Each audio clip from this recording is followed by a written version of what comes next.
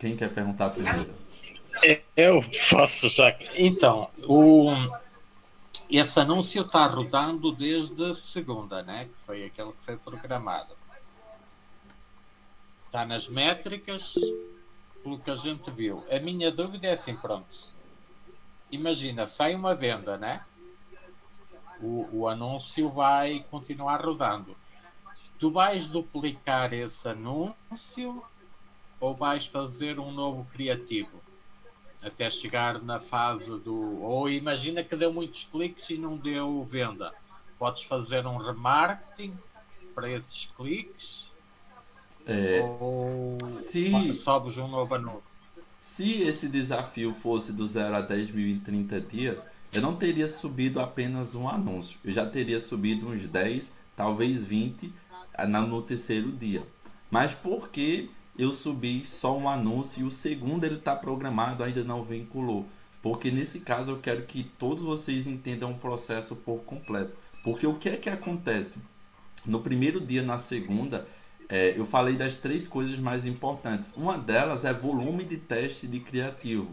Volume de teste de criativo, eu não tenho dúvida, vai ser o que vai fazer esse produto ter uma margem de lucro muito grande, porque já é um padrão que acontece em todo nicho, todo produto. Então, por que agora eu não testei um grande volume de criativo?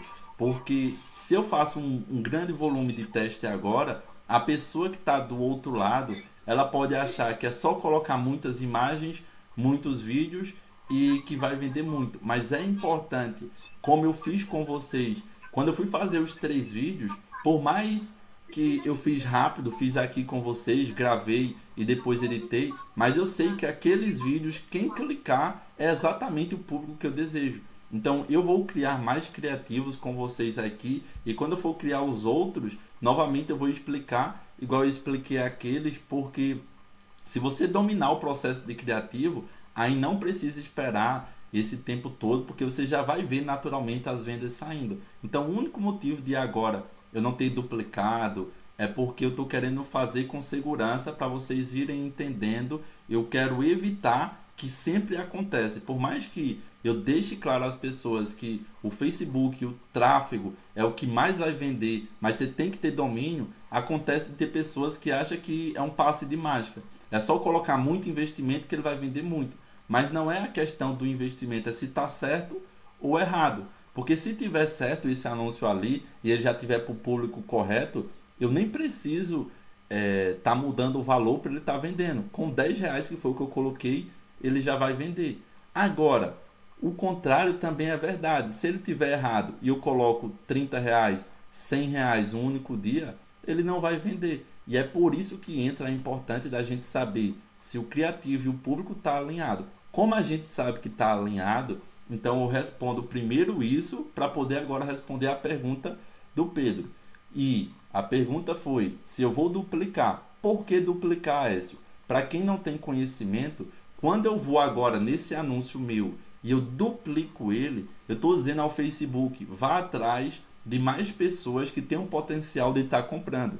Aí ao duplicar, se ele começou a entregar o meu anúncio só para quem mora em São Paulo, ao ter duplicado, ele vai começar a entregar para algumas pessoas que moram em Pernambuco, outras em Goiás. Então, quando a gente duplica, a gente só aumenta o volume de teste. Em outras palavras, o criativo que é fundamental, ele só vai estar sendo entregue para mais parcelas de pessoas. Então, sempre é válido duplicar para a gente encontrar o quanto antes aquela parcela que compra. Mas isso vai dar certo quando está alinhado, que foi o que eu falei anteriormente. Deu para entender, Pedro? Não, deu. Mas, por exemplo, imagina, as métricas está tudo ok dentro dos valores, mas infelizmente não saiu venda nenhuma. Dá para jogar já um remarketing em cima desse público? Imagina que teve muitos cliques mesmo, só que não saiu venda. Tá, nesse Fazes caso, um. como a gente está focando no anúncio de conversão, não faz sentido agora, pela quantidade de cliques, fazer remarketing. Pelo menos depois ali de uns 500 cliques, aí eu posso considerar. Eu falo pelo menos já colocando baixo, que o ideal seria esperar mais um pouco. porque às vezes nem todo mundo que clica vai comprar. Então, se eu coloco o remarketing agora, o que é que vai acontecer? O CPM dessas pessoas, ao invés de ser um CPM ali na casa de 30 a 60 reais, vai dar um CPM às vezes de 300 reais, muito caro, porque eu tenho poucas pessoas para impactar.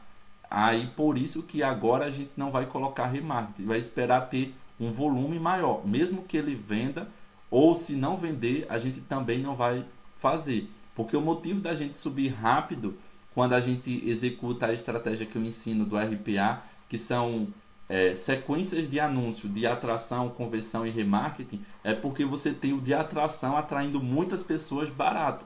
Então você precisa, no mesmo dia que a pessoa foi atraída, já ter um de remarketing aparecendo. Mas como nessa estrutura a gente vai atrair poucas, mas pessoas que já têm um potencial de compra, então caso ela não comprou, a gente pode rodar o marketing apenas no momento que tiver um volume maior.